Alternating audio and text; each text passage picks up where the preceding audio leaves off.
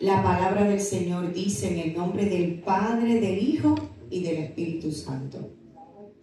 No todo el que dice, Señor, Señor, entrará en el reino de los cielos, sino el que hace la voluntad de mi Padre que está en los cielos. Muchos me dirán en aquel día, Señor, Señor, ¿no profetizamos en tu nombre y en tu nombre echamos fuera demonios y en tu nombre hicimos muchos milagros? Y entonces yo, el Padre, les declararé, nunca os conocí, apartaos de mí, hacedores de maldad.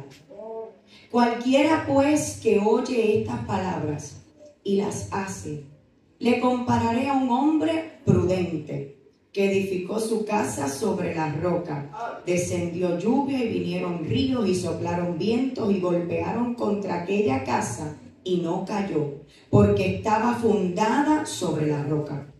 Pero cualquiera que oye estas palabras y no las hace, le compararé a un hombre insensato que edificó su casa sobre la roca y descendió lluvia y vinieron ríos y soplaron viento y descendieron con ímpetu contra aquella casa y cayó. Y fue grande su ruina. Y cuando terminó Jesús estas palabras, la gente se admiraba de su doctrina, porque les enseñaba como quien tiene autoridad y no como los escribas. Padre nuestro que estás en los cielos, Señor, Espíritu Santo de Dios, yo te necesito ahora conmigo. Dios, voy a dar la palabra que me diste en tu nombre, Señor. Si tu presencia conmigo no está, de nada me vale estar en este altar, Señor. Estoy convencida que la palabra que me has dado es tuya, mi Dios. Manifiesta tu gloria en este lugar, en el nombre de Jesús. Amén. Pueden sentarse, iglesia. Estas palabras Jesús las dijo en la conclusión de un mensaje muy importante a la iglesia. Este mensaje se encuentra en el Evangelio de Mateo, los capítulos 5, 6 y 7. El Sermón del Monte. Este sermón se considera el primer sermón público de Jesús, con una de las enseñanzas más extensas y detalladas registradas en los evangelios. Leímos solo el final, tiene 3 capítulos. Antes de este sermón, Jesús ya había predicado mensajes breves, como por ejemplo, arrepentidos porque el reino de los cielos se ha acercado. Y eso lo dice en Mateo capítulo 4.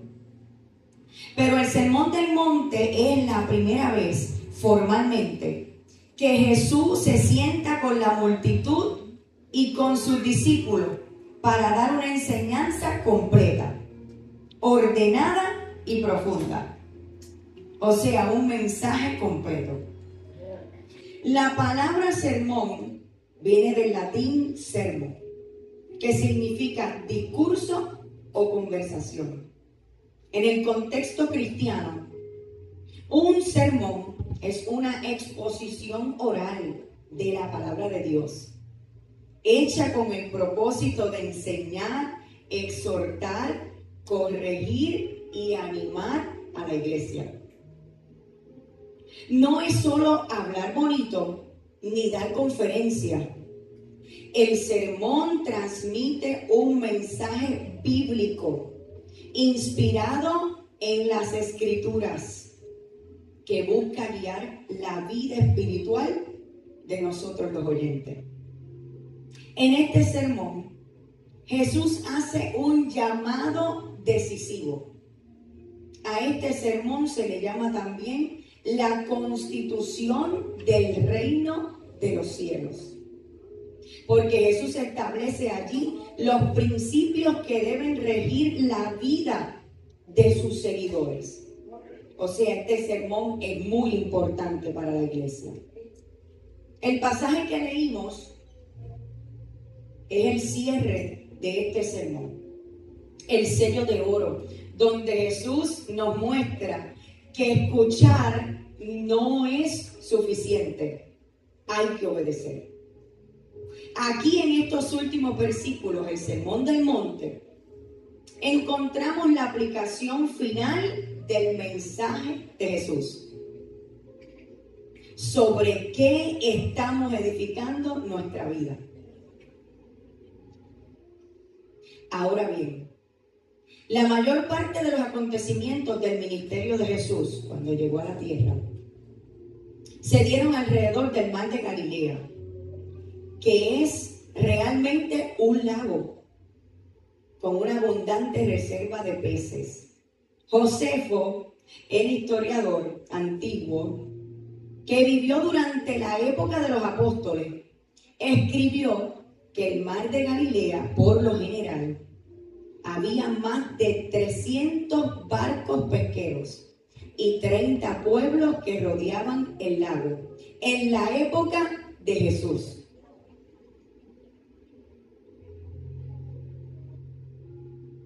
Las costas del noroccidente eran el área más densamente poblada de toda la región. Capernaum, donde vivía Jesús, era la ciudad más grande.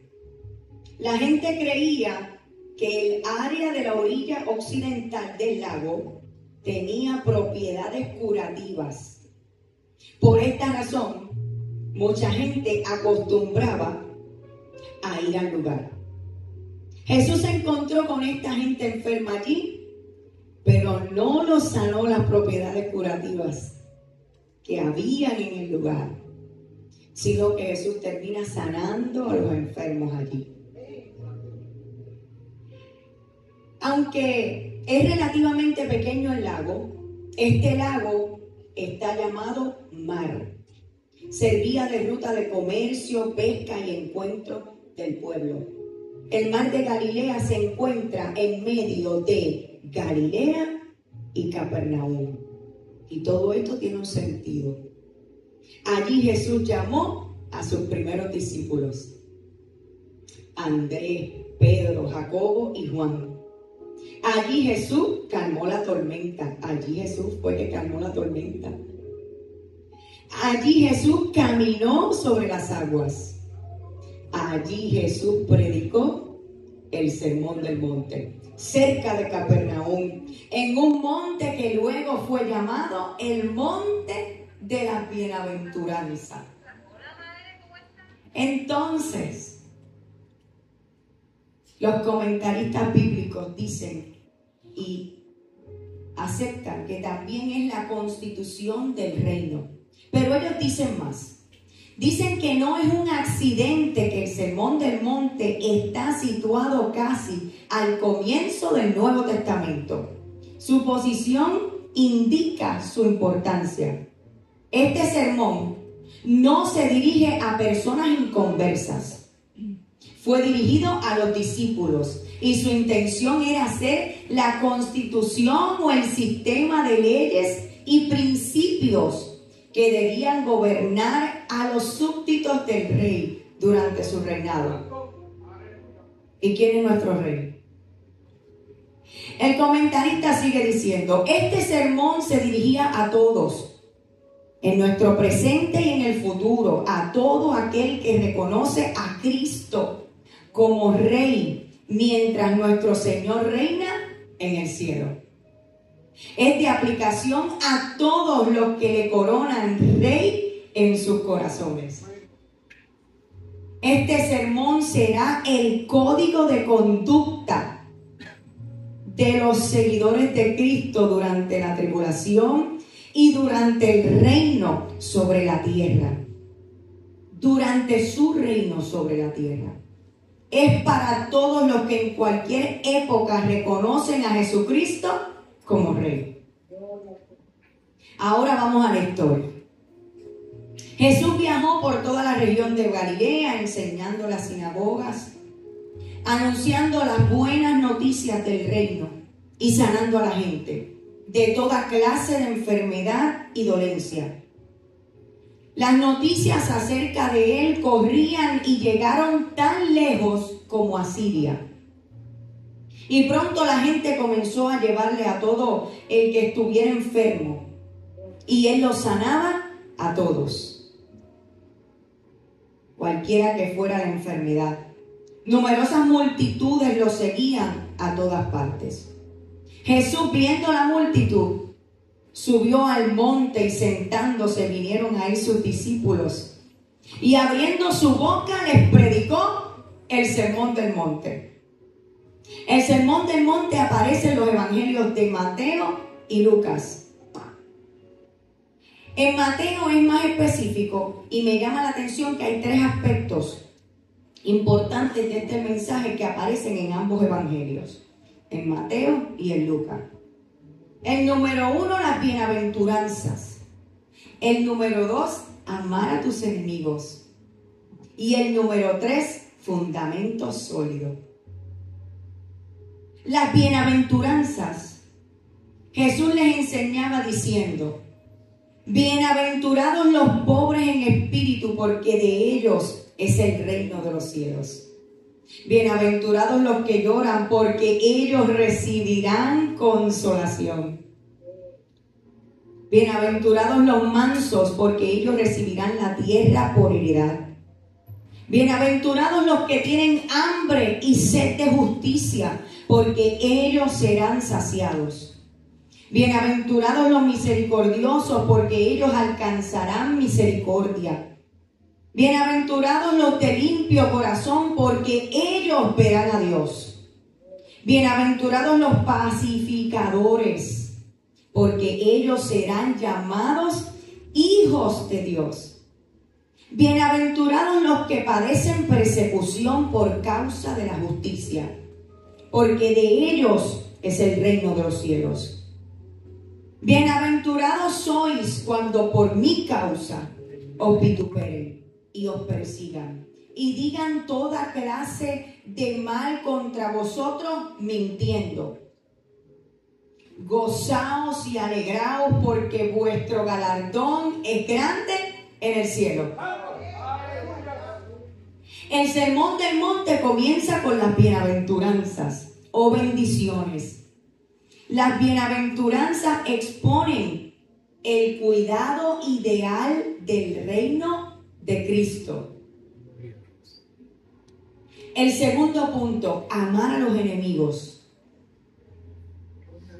La Biblia dice: oísteis que fue dicho, ama a tu prójimo y odia a tu enemigo.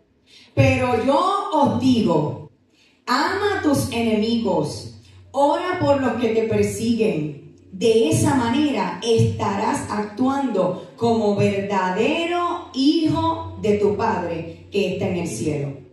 Pues Él da luz de su sol tanto a los malos como a los buenos, y envía lluvia sobre los justos y los injustos por igual. Si solo amas a quien te ama, ¿qué recompensa hay por eso? Hasta los corruptos cobradores de impuestos hacen lo mismo. O sea que la corrupción de los cobradores de impuestos, del gobierno, esto no es nuevo. Esto viene, mire, desde la Biblia. Hasta robar no es nuevo. Si eres amable solo con tus amigos, ¿en qué te diferencia de cualquier otro? Hasta los paganos hacen lo mismo. Pero tú debes ser perfecto, así como tu Padre en el cielo es perfecto. La palabra perfecto ha de ser comprendida a la luz del contexto. No se vuelva loco buscando la definición de perfecto. No significa sin pecado ni tacha, porque todos somos pecadores en esta tierra. Los versículos anteriores explican que ser perfecto significa amar a los que nos aborrecen, orar por los que nos persiguen y mostrar bondad tanto a los amigos como a los enemigos. La perfección aquí es aquella madurez espiritual que capacita a un cristiano a imitar a Dios en bendecir a todos sin parcialidad. Eso significa perfecto en este contexto. Hermano, cuando seamos santos vamos a estar en el cielo. Aquí pecamos todos los días. Todos pecamos todos los días. Alcanzamos la perfección en Cristo Jesús. Jesús concluye su sermón con una parábola, pastor, que destaca la importancia de la obediencia y que no es suficiente oír estas palabras, sino ponerlas en práctica.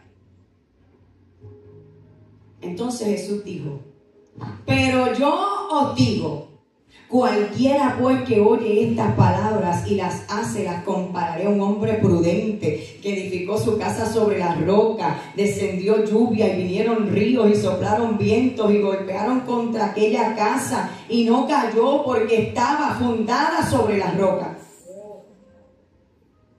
Pero cualquiera que oye estas palabras y no las hace, las compararé a un hombre insensato que edificó su casa sobre la arena. Y descendió lluvia y vinieron ríos y soplaron vientos y dieron con ímpetu contra aquella casa. Y cayó y fue grande su ruina.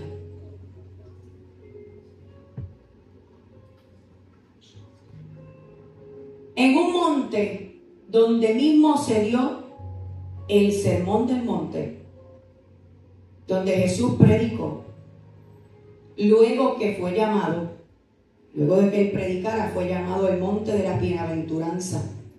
En la Biblia, pastor, escuche esto, hubo otros momentos claves que también sucedieron en un monte, tanto en el Antiguo Testamento como en el Nuevo Testamento. En el Antiguo Testamento, el monte Morarat, el arca de Noé, reposó allí después del diluvio. En un monte hubo una marca y un nuevo comienzo para la humanidad. Y esto pasó con Noé. En el monte Moriah, Abraham fue probado al ofrecer a Isaac en sacrificio. Y fue el lugar donde Dios proveyó el cordero. En el monte Sinaí, Dios entrega la ley a Moisés. Fue el monte donde hubo una manifestación de fuego, una nube y una voz poderosa. En el monte Nebo, Moisés vio la tierra prometida antes de morir. En el monte Carmelo, Elías enfrenta a los profetas de Baal. Fue el monte en donde Dios respondió con fuego del cielo a este profeta. En el Nuevo Testamento, en el monte de la transfiguración, Jesús se transfigura delante de los discípulos Pedro, Jacobo y Juan. Y allí aparecen Moisés y Elías y la voz del Padre lo confirma. En el monte Calvario, donde Jesús fue crucificado, fue el monte de la culminación del plan de redención. En el monte de los Olivos, el lugar de enseñanzas proféticas sobre los últimos tiempos. En el monte de la Ascensión, desde allí Jesús ascendió al cielo. Fue ese momento el lugar donde se les prometió a los discípulos que Cristo volvería. En la Biblia, los montes simbolizan altura espiritual, encuentro con Dios, pruebas de fe y revelación del reino. En los montes hay reposo, provisión, entrega, manifestaciones, visión, respuesta, transfiguración, redención, profecía. Los montes son escenarios de pacto, enseñanzas y encuentros sobrenaturales con Dios. Ay, ay, ay. Cuando estudias el ministerio, la clase de homilética, iglesia, aprenda conmigo. La clase de homilética es el arte de predicar la palabra con claridad, orden y poder, aplicando lo que que Dios dice en su palabra a la vida de las personas. La homilética toma la interpretación y la convierte en un sermón para predicar. La homilética enseña cómo transformar un pasaje bíblico en un mensaje claro, ordenado y aplicable para comunicarlo de forma efectiva a una congregación. La homilética habla del predicador. El predicador debe de buscar un lenguaje claro, bíblico y directo, usando pausas y silencios intencionales en lugar de llenar el espacio vacío con palabras vacías. No debe de usar muletillas. Las muletillas es una repetición automática. Es una palabra o frase que se repite casi de manera inconsciente, sin mucho propósito. Por ejemplo, gloria a Dios, aleluya, amén, gloria a Dios, aleluya, amén, gloria a Dios, gloria a Dios, gloria a Dios. En cada oración, ustedes lo han visto. Las muletillas son aquellas palabras que no importan el contenido. No aportan a nada el contenido, muestran inseguridad, se repiten tanto que ocupan el mensaje central de la palabra de Dios. Al contrario de las muletillas, están las coletillas. Es una frase o expresión intencional, repetida con propósito, con peso, con identidad, que se convierte en la marca registrada de un predicador. Tanto que al escucharla la gente recuerda inmediatamente el predicador. Es una frase lema que funciona como una huella digital homilética que identifica al predicador. Es una marca, un estilo propio, prepara, enfatiza o conecta con la audiencia. Otro nombre para coletilla es una marca homilética, una frase distintiva o un sello ministerial. Algunos ejemplos de esto, pastor. Predicadores muy famosos que Dios usó grandemente y los conocemos. Nuestro hermano Gille Ávila. Cristo viene. Gille marcaba la urgencia profética sobre la venida de Cristo. Y uno lo recuerda y se compunge. También decía, Cristo te ama, centralizando el amor de Jesús en el evangelismo. Sonríe que Cristo te ama, alábalo si puedes. No somos viejos, viejo es el diablo. A su nombre, gloria. Aleluya. Billy Graham, la Biblia dice, autoridad de la palabra. Katherine Kuhlman dice, yo creo en milagros porque creo en Dios. De mi corazón a tu corazón. Cash Luna, no es por vista, es por fe. Enfatiza la fe sobre todo lo visible. Dante Hebel, Dios no improvisa, transmite confianza en el plan divino. Claudio Freyson, Espíritu Santo, ven. Un clamor de este hombre de la presencia del Espíritu Santo en cada mensaje que él da. Juan Carlos Harrigan, ¿sigo o paro? Crea una interacción y una expresión en la audiencia, una expectativa de qué va a decir. Yesenia Ten, abróchese en el cinturón, prepara la congregación para una palabra fuerte. Ay, ay, ay. Y nuestro pastor Iván Feliciano dando a entender que Dios lo cuadra todo. Dios cuadra la caja. A todos y a todos.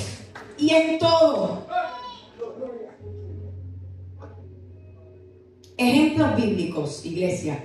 Ejemplos bíblicos. Moisés. El gran líder Moisés. Así dice Jehová. Cada vez que hablaba el faraón repetía esa instrucción como un sello de autoridad divina. Elías, el profeta Elías, decía: vive Jehová en cuya presencia estoy. Era su frase constante, recordando que hablaba bajo la presencia y la autoridad de Dios. David, el rey David: bendice alma mía Jehová. David repite esta exhortación personal en varios salmos como un impulso espontáneo de adoración. Isaías, el profeta Isaías: así ha dicho Jehová. El profeta introduce muchos de sus mensajes proféticos con esta fórmula profética. Jeremías, el profeta: vino a mí palabra de Jehová diciendo. Casi todos los mensajes comenzaron con esta expresión, subrayando la fuente de su mensaje. Vino a mí palabra de Jehová. Ahora vamos a los ejemplos de predicadores en la Biblia. Pablo, el apóstol Pablo: gracia y paz a vosotros, al inicio de sus cartas. Fiel es esta palabra. Ahí identifica en sus cartas y enfatiza y da énfasis a la verdad. Fiel es Dios, frase que repite para recordar la confianza de la fidelidad del Señor. El último ejemplo, y con esto ya estoy terminando. Jesús: pero yo os digo, de cierto os digo. Jesús proyecta autoridad divina y capta atención de su público. Esta coletilla de Jesús la vemos varias veces en el Sermón del Monte. Por ejemplo, pastor: de cierto os digo, pero yo os digo, mas tú cuando ores, entra en tu aposento y cierra la puerta. Ora a tu Padre que está en secreto, y tu Padre que te ve en secreto te recompensará en público. Y orando, no hacéis vanas repeticiones como los gentiles, que piensan que por su palabrería serán oídos. No os hagáis pues semejante a ellos, porque vuestro Padre sabe qué cosas tenéis necesidad antes que vosotros la pidáis. Vosotros pues oréis así: Padre nuestro que estás en los cielos, santificado sea tu nombre, venga tu reino, hágase tu voluntad como en el cielo, así también en la tierra. El pan nuestro de cada día, dánoslo hoy, y perdónanos nuestras deudas, como también nosotros perdonamos a nuestros deudores. Y no nos metas en tentación, mas líbranos del mal, porque tuyo es el reino, el poder, la gloria, por los siglos. Amén.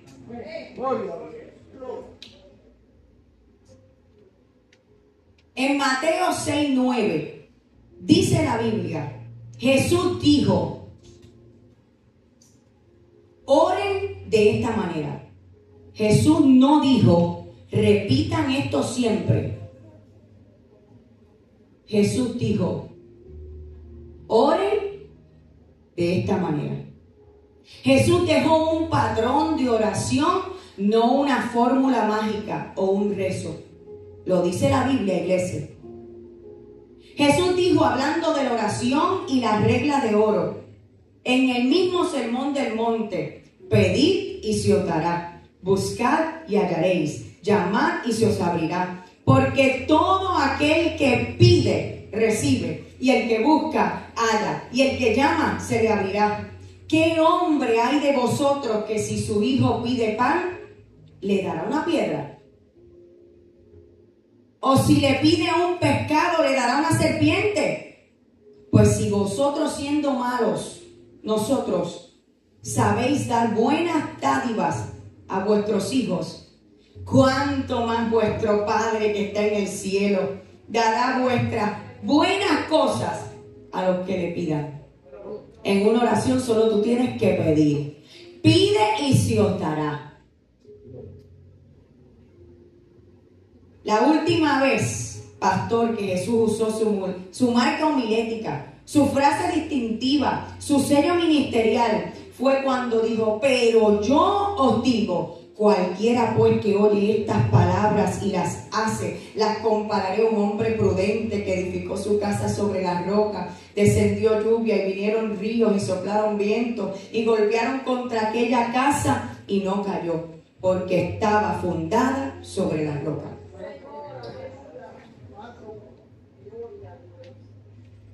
La Biblia dice, cuando Jesús terminó de decir esas palabras, o sea, cuando dijo: estoy concluyendo, las multitudes quedaron asombradas de su enseñanza, porque lo hacía con verdadera autoridad, algo completamente diferente de lo que hacían los maestros de la ley religiosa. Mientras yo encuentro mi coletilla, y Dios me ayuda con eso, termino como empezó el Sermón del Monte, con las bienaventuranzas. Las bienaventuranzas, recuerde que son el regalo o estado de bendición.